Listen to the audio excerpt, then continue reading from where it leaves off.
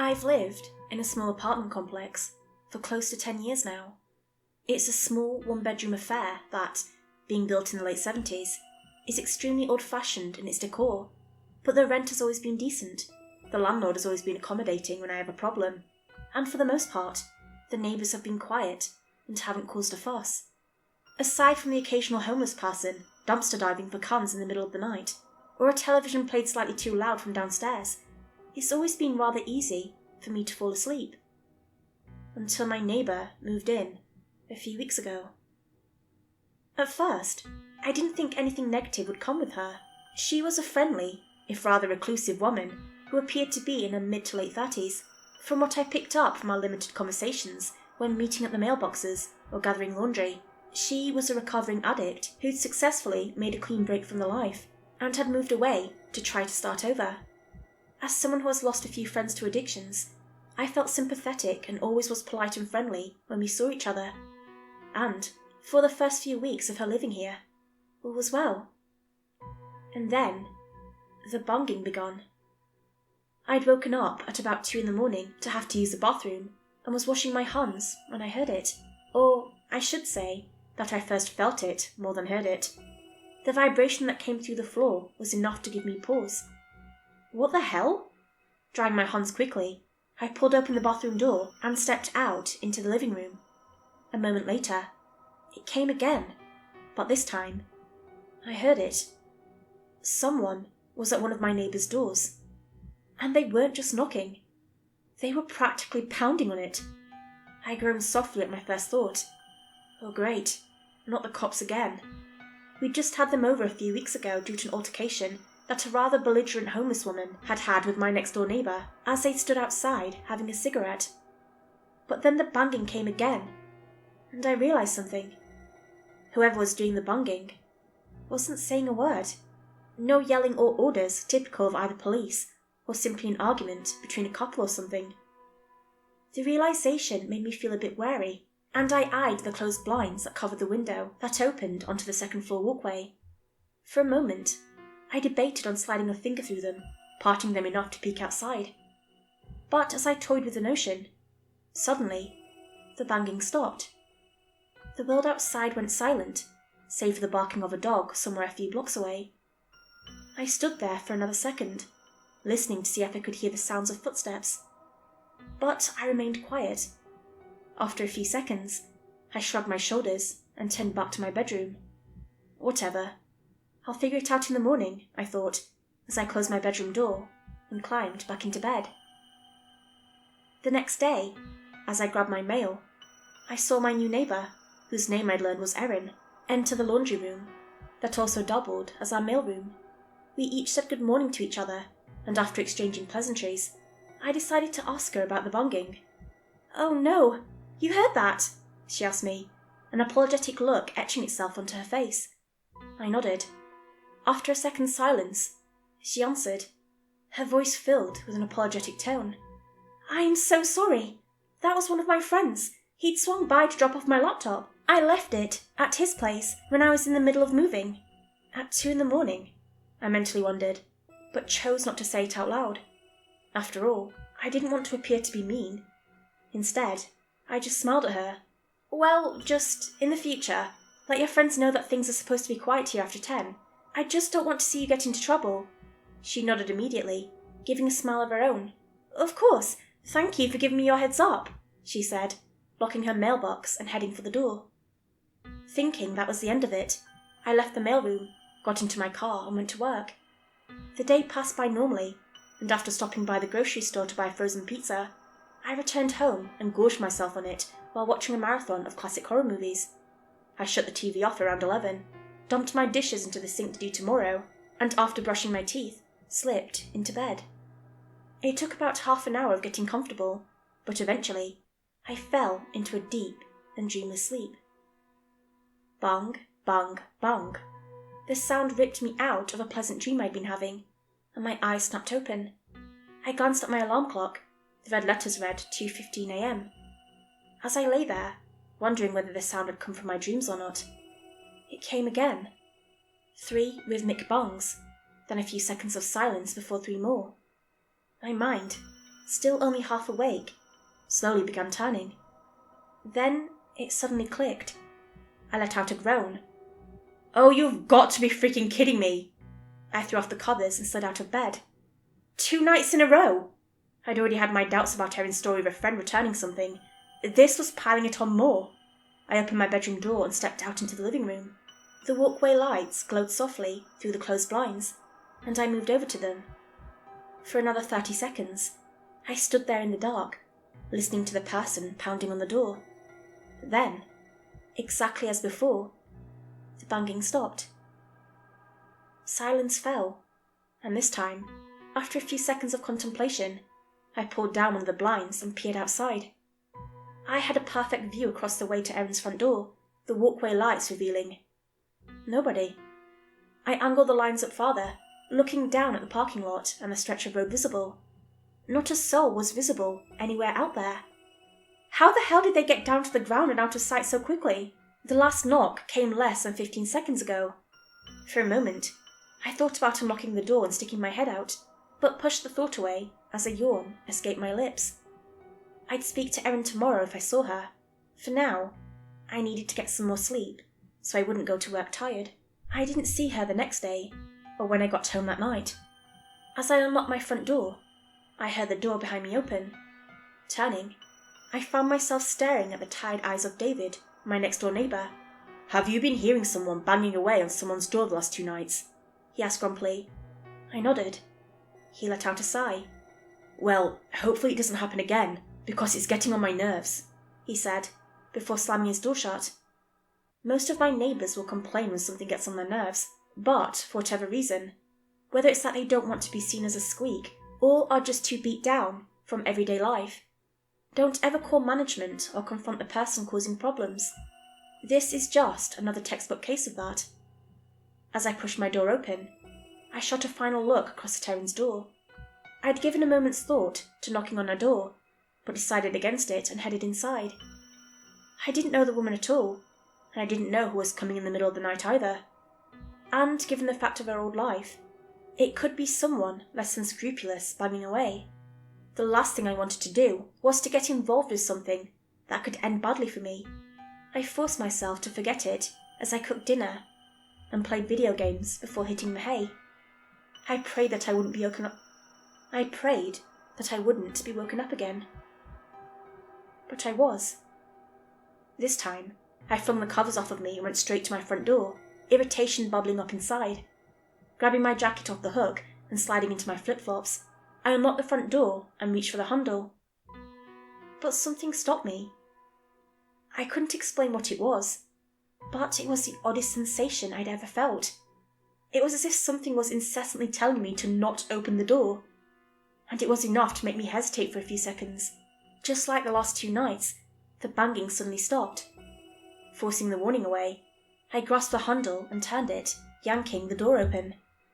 The chilly fall night washed over me as I blinked rapidly against the blinding porch light. Stepping outside, I turned and looked around the corner, expecting to see whoever had been wailing on the door to be making a break for the stairs. To my shock, I saw nobody. That's freaking impossible. The knocking stopped less than 5 seconds ago. Somebody wouldn't have been able to get downstairs and out of sight so quickly.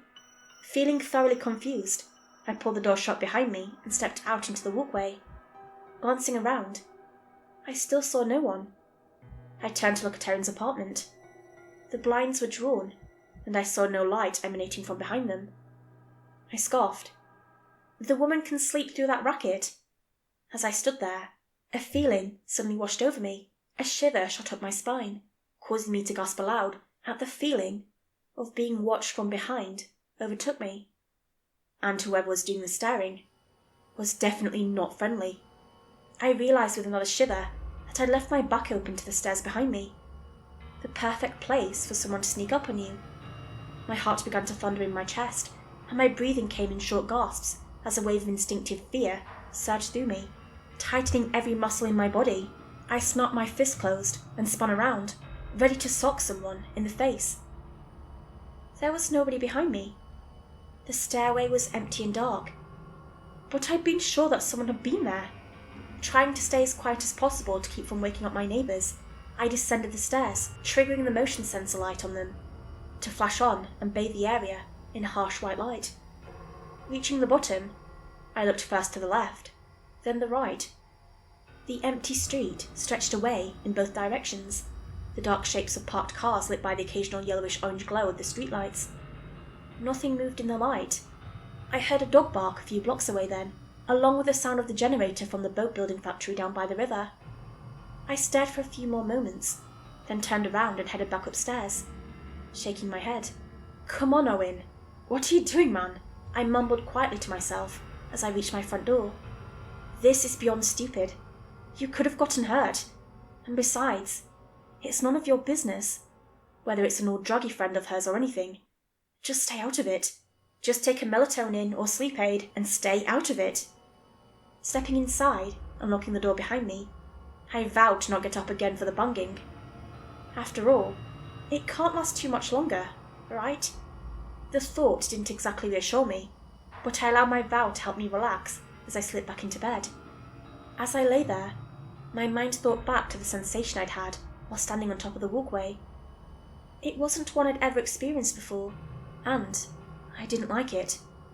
The feeling of fear returned briefly, sending a small shiver down my spine, but I forced it away, and after an unusually long stint of tossing and turning, I fell asleep. The next day, I went to Rite Aid and bought a bottle of melatonin, along with a bottle of more traditional sleeping pills. I'd never bought anything to help stay asleep before, never having had trouble with sleep. First time for everything, I thought as a cashier rang me up. After work, I returned home and watched a movie, before deciding to try and head to bed earlier than usual. I chewed one of the melatonin gummies before brushing my teeth, and hoped against hope that the banging wouldn't come again, or that the gummy would help me slip into a deep enough sleep that it wouldn't wake me up at least. I said a silent prayer as I got into bed, that I would sleep through it. My prayers were not answered. I was woken up, yet again, at just after 2 by the banging. The irritation that filled me wanted me to get up and confront the person before they stopped knocking and disappeared, but remembering my vow, I forced myself to stay in bed. After a few minutes, the banging stopped, and soon enough, I fell back asleep. It was not the last night it happened either. For a week, I tried taking the melatonin gummies, hoping that they hadn't worked due to not getting into my system enough. But they did exactly jack shit. I began to go to work more and more tired.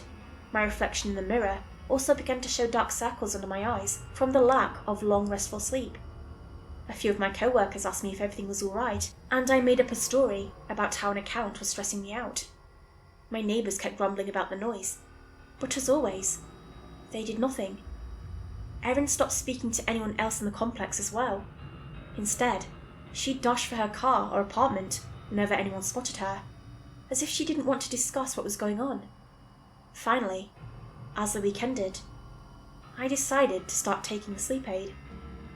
For the first week, they actually seemed to do the trick. I would fall asleep quickly and stay asleep. I began to feel better, both physically and mentally, and my pace at work began to return to normal. I was able to put the situation out of my mind, and I even recommended the sleep aids to a few of my neighbours, who ran out to buy them. Things finally began to settle down, and I felt sure that with a viable solution found, that nothing could mess up the welcome change in pace. In hindsight, I hate how overconfident I became, how sure I was it would last. It didn't. I was woken up at the exact same time, this time feeling groggy from the sleeping pill.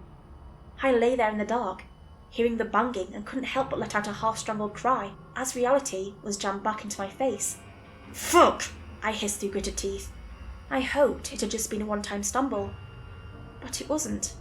Whether my body has built up a tolerance to the pills or whatever, I began to wake up to the banging on the same nightly basis as before. Again, I began to feel like crap, and my work and social life started to suffer as a result too. Friends, and even my boss, became concerned about me. I was called into his office one day. After asking what was going on, I ended up telling him about the situation. He grunted in response, thinking, "Well, Travers, if it is getting that bad, and nobody's doing anything about it, why don't you move out? he finally asked. "Why don't you find somewhere else? There are plenty of apartment buildings in town." I sighed, explaining to him that, while there were openings around town, all of them were over $1,200 a month. My apartment complex was the last one in town, where rent was under $1,000. And it was the only one I could afford. He sighed as well, and looked at me. "I'm sorry that you seem to be stuck in a bit of a pickle, Travers, but I have to be honest. Your performance has dropped considerably from what it normally is, below even our lowest standards. You've been a loyal employee for years, but if it keeps up, we may have to reevaluate your employment with us." I felt my jaw drop open, disbelief flooding every fibre of my being. "Are you serious?" I managed out. He nodded, a stern look on his face. "I sympathise with your unfortunate scenario, Travers, but the unfortunate truth is, we have to look at the grand scheme of things. This company needs to always function at its expected pace and vigour, and if people can't keep up, for whatever reason, then—" He trailed off. I wanted to say more, but I was dumbstruck. I'd worked here for 8 years, almost the entire time I lived in town. Never before had the prospect of being fired ever hit me. Not able to say anything else, I simply nodded and left the office. I spent the rest of the day keeping to myself, feeling as though my world was steering straight into the side of a cliff and unable to steer away. As I slunk up the stairs to my apartment, I cast a look at Erin's apartment. As usual, all the blinds were drawn, and there was no sign of life at all. A sharp feeling tore through me, and I was surprised to find it was bitterness and anger, an emotion I wasn't used to. At Erin for not calling the cops or doing anything to stop the bunging, at my neighbours for being too apathetic to step in themselves, and most of all, at myself. I slammed the front door behind me harder than I usually did, and chose to order a pizza and breadsticks from Domino's. As I had the next few days off, I decided to get wasted, so I grabbed 2 large bottles of margarita from the fridge, and after my food arrived, began downing them as I binge-watched a marathon of the Mummy movies. The alcohol made me feel a tiny bit better, and at 12:30 in the morning, I stumbled into my room and fell onto the bed, instantly falling asleep. Bang, bang, bang. I blinked groggily as the waking world swam into view around me. The world almost immediately began spinning, showing that the alcohol hadn't left my system yet, and my temples throbbed slightly. I rolled over, wiping drool off my chin as I attempted to fall back asleep. Bang, bang, bang! The pounding came again, hard enough that I could feel the vibrations running up the feet of the bed into the mattress. I rolled onto my back and stared at the spinning ceiling, trying to fight back the urge to vomit. As the pounding in my head began to sync up with the incessant sound, a new feeling began to wash over me. Hunger. And not just hunger, but an almost full-blown rage. This fucker is going to cost me my job. He may end up costing me my apartment, along with my damn sanity. All because that fucking woman won't answer the damn door. The thoughts swam around and around in my head, and for the first time in my life, I began to see red. It finally boiled over as I stumbled to my feet. Moving to the closet, I grabbed an aluminium baseball bat and strode out of the front door. Far back in my mind, I knew that confronting someone who could turn violent while drunk was not a smart idea. But I'd had enough. I jammed my feet into my flip-flops as another sound of banging came. I decided to quickly look through the blinds to see if they were still there. Slipping 2 fingers through them, I pulled them down enough to clearly see across the way.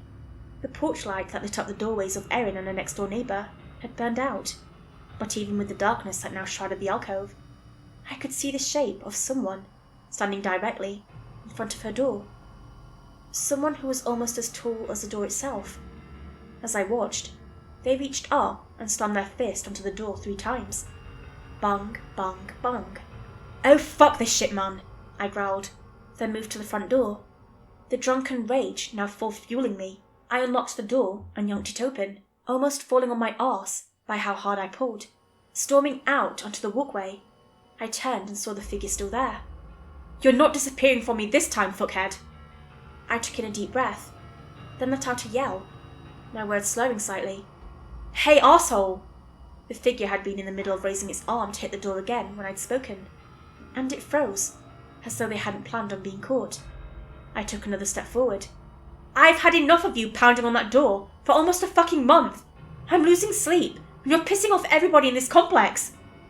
Holding the baseball bat in one hand, I extended it out and rapped it hard against the wooden railing before finishing my tirade. If you don't beat it right now, and don't come back, I will personally beat the fucking shit out of you. Now fuck off. Breathing heavily, I stood there, waiting for the person to respond. But they just stayed there, their arm raised to hit the door again. My rage began to boil over again when the sound of something rapping softly against the glass came. I kept my eyes trained on the still figure for another moment, before looking away to find the source of it. My gaze fell upon Erin's living room window, which no longer had the blinds closed. They had been yanked all the way open, and Erin now stood directly behind the glass. For a moment, my anger kept me from properly seeing what she was doing, and I was about to flip her the bird when my vision focused. Erin was frantically waving at me. She crossed her arms over and over while shaking her head, the universal sign for don't do that. I was about to dismiss her, thinking she was trying to get me to butt out, when the expression on her face became clear. And, in that instant, all my rage died away. Her face was as white as a sheet, and her eyes were as wide as a human's could go, the horror clearly etched on it. She looks like someone who... My blood turned to ice. She looks like someone who's about to watch someone get murdered. Oh shit. The realization wasn't the only one I had. Erin's eyes were no longer the only eyes on me. The figure had turned away from her door to glare at me as well, and my heart almost stopped as I saw two red eyes staring out at me. I let out a giant gasp and dropped the bat as the same fear I'd felt that night a few weeks ago flooded back into me, this time with a vengeance. Through my shock and horror, a thought wormed its way forward. That's not a person. That's not human. Oh, fuck me, I breathed out, my voice choking off. It hadn't been loud enough for anyone that far away to hear them, and somehow, the damn thing chuckled at them. The chortle was low and deep, and the only way I can describe it was demonic. Another flash of movement came from Erin's window, and my eye flickered over to her. She was frantically waving for me to go back inside. That's when the walkway lights went out.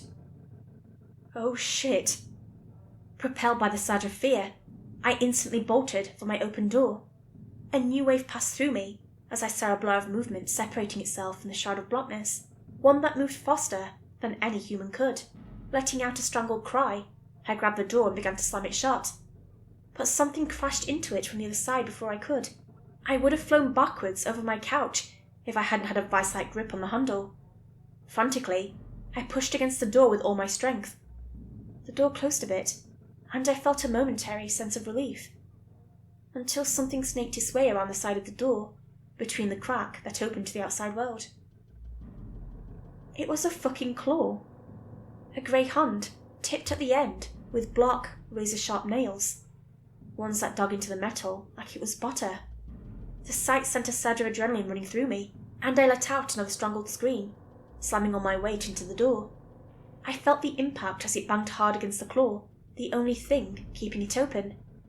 The creature on the other side didn't let out a sound, but the claw quickly pulled away. I didn't waste another second.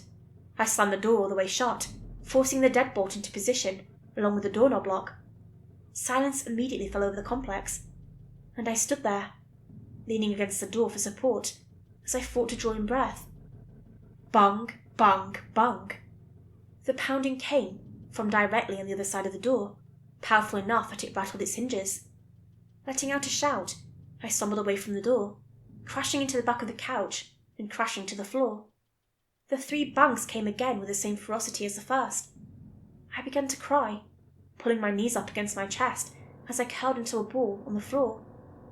I thought for sure that it would smash against the door hard enough to break it down, but it kept banging for what seemed like an eternity. I lay on the floor, frozen in terror, and unable to do anything but cry as my mind seemed to fracture slightly, the image of those red eyes staring at me, repeating endlessly in my mind. And then it stopped. The pounding stopped, directly in the middle of one of the 3 sets, and it was replaced by silence. A silence that now held far more dread than I ever thought it could have. Still, I lay there, unable to move. I didn't move at all, even as hours seemed to pass. I'm not sure whether my mind became overwhelmed by the fear or the alcohol still latent in my system, but somehow I passed out. When I awoke, the sun glowed brightly against the blinds, and I heard birds singing outside. Uncurling myself, I slowly got to my feet and approached the window. Reaching out with shaking fingers, I gripped the handle and forced myself to twist it. The light was almost blinding as the blinds opened, and I blinked a few times to adjust. When I did, though, I saw that everything outside looked normal. It was as if the entire horrific night had been nothing but a drunken nightmare. And for a moment, I almost convinced myself it was, until I looked at the door and saw the deep marks in the metal. They reminded me that it had been very real. I was suddenly overcome with an almost desperate desire to get out of the apartment, to get as far away as I could. And so, I raced to my room, grabbing a shirt and pants and jamming myself into them. I grabbed my car keys off the hook and yanked open the door, allowing more sunlight to stream inside. There was a sealed envelope lying on the entrance mat. It simply had my name written on the front and nothing else. I swallowed hard, then looked around. Everything still looked normal. I looked over at Erin's apartment. The blinds were closed tightly again, and the door firmly shut. Taking a shaky breath, I picked up the envelope, then shut the door behind me, and half walked, half ran down the steps to my car. After locking the doors, I finally opened the envelope. Inside was a single sheet of white paper, which someone had written on it in a shaky scrawl. It's been almost a month since I read that letter in the parking lot. Almost a month since I read the words that have haunted every waking moment. I drove off, hoping that they were wrong. I drove to the next county, choosing to stay in a rundown motel for the night. And I prayed that the letter was wrong, or a lie. I desperately prayed and begged. But when the pounding began at exactly 2 a.m, the same 3 raps for almost 10 minutes, I knew the words Erin had written were true. I'm so sorry for this. I didn't want anyone else to be caught up in it. I moved here because people told me the neighbours don't deal with other people's drama, and I thought that meant it would be safe, that people around me would be safe. You see, a few months ago, I broke up with my ex who had enabled my drug addiction. It was the only way I could break off the addiction cycle. But I didn't know she was into the occult. I got a call from her, telling me that she'd cursed me, summoning a demon especially for me, to torment me in revenge for leaving her. She laughed and wished me to suffer thoroughly before I died a painful death. I thought she was full of shit at first, that she was threatening me into coming back to her, until the knocking began. The same 3 pounding knocks, every night at 2 a.m. for 10 or 20 minutes. Loud enough that it sounded like the door had burst in, but never doing so.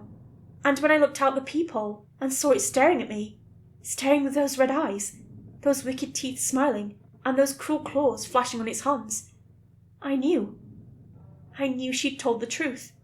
The reason I moved to your complex is that through some searching of occult books was that I discovered the demon she'd cast on me will, for the rest of my life, knock on your door.